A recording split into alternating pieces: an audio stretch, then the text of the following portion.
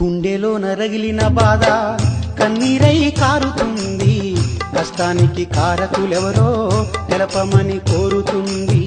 నోరుండి అడగలేదు, కాళ్ళుండి కింద గడిసింది.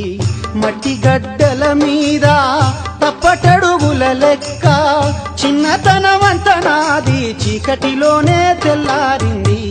గుండెలో నరగిలిన బాధ. చిన్న కుటుంబం, వెరీ స్మాల్ ఫ్యామిలీ.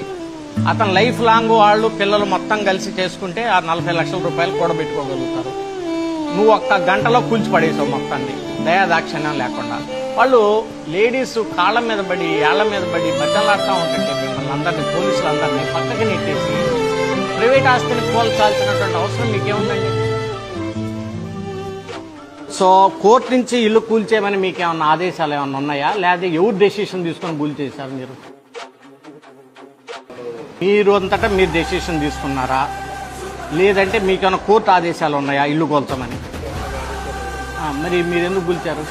నాకు అర్థం కాదు. అది గవర్నమెంట్ ప్రాపర్టీ కాదు కదా. ఇద్దరు ప్రైవేటు వ్యక్తుల మధ్య గొడవకి మీరంతా ఏంది అత్యుత్సాహం ఏం చెప్పినట్టు మీరు చెప్పండి. చెప్పండి కమిషనర్ గారు.